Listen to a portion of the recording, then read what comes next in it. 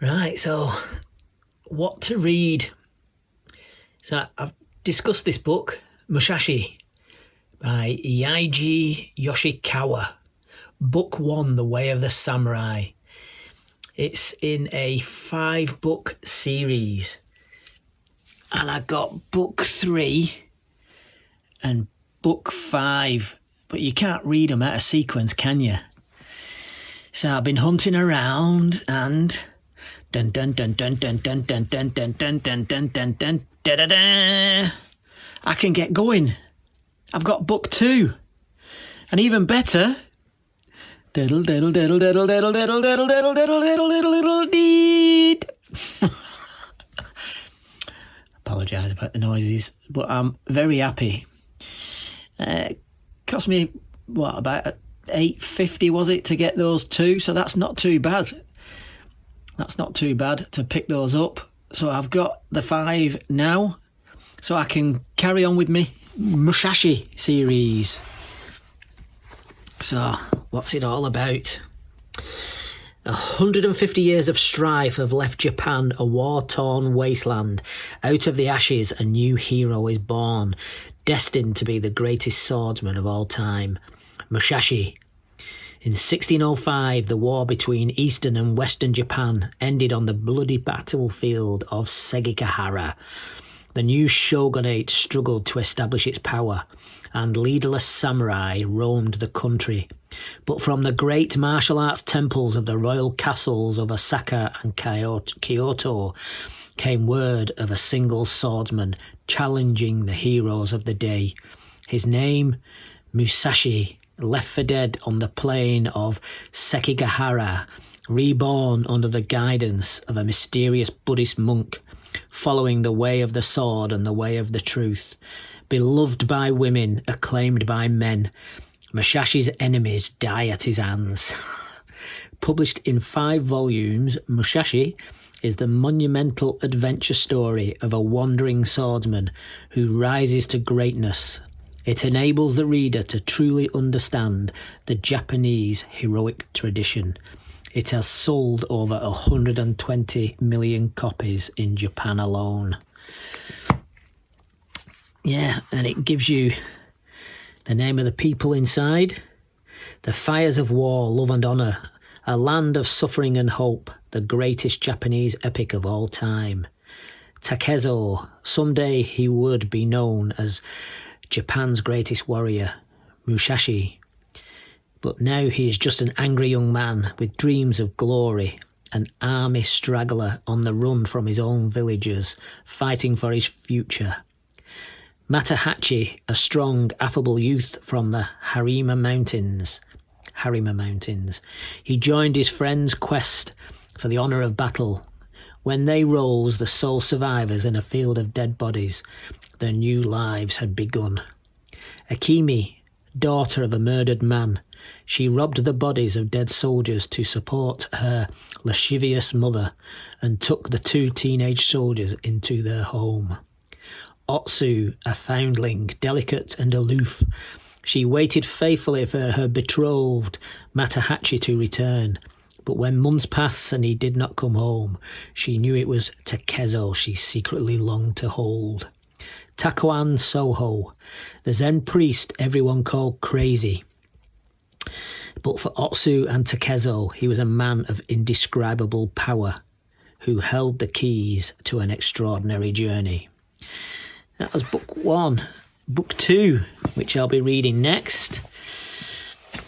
So, from the grand cities of Kyoto and Osaka to the windswept mountain temples, Japan is in an uneasy state of peace. Masterless samurai Ronin wander the land, while a beautiful woman searches for him, and his old friend Matahachi steals a new identity and buys a crisis of the soul. Musashi journeys to Kyoto to issue a challenge to the master of the house of Yoshikawa. But first he must face a man with a blood score to settle, in a land where violent treachery and breathtaking beauty hide behind every turn. Musashi is only beginning to discover what it means to follow the way of the sword and the strange and mysterious realms he must travel alone. And then it tells you the characters in that one.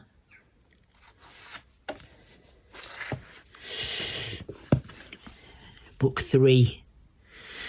A new era dawns on Japan. One man has single-handedly challenged the old way.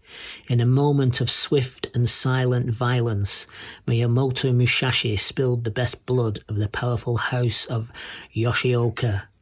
Now the Yoshiokas are fighting for their very future, but while another woman longs for his touch, Musashi becomes the guest of Japan's most beautiful and famous courtesan, and the friend of Kyoto's leading nobleman. A whole city awaits the Yoshioka's revenge, and 100 warriors arm themselves with swords, arrows, and guns. Musashi must face his most difficult contest in a battle that will change his life forever. Fantastic. While an unsteady shogunate and a handful of heavily armed lords build a new city in Edo, Musashi, fresh from a victory over an entire house of swordsmen, seeks enlightenment on a desolate plot of land. But the rich lords of Edo are clamouring for a new master swordsman and an arrogant samurai. Sasaki Kojiro is laying his claim in blood. When Musashi slays a violent gang of robbers, he is summoned to Edo into a whirlpool of politics, vengeance and treachery. Musashi is determined to follow his own path of truth and honour, but no one has yet defeated Kojiro. Now the two greatest fighters of the warrior age are hurtling towards a final inevitable duel, a date only destiny can name. And then last in the series, they were the two most feared swordsmen of their age. One, Miyamoto Musashi, mysterious and introspective. The other, Sasaki Kojiro, a man of arrogance and ambition. In a nation divided between East and West, each warrior is thrust forward as a hero of bitterly opposing sides. But for Musashi, another battle is already raging.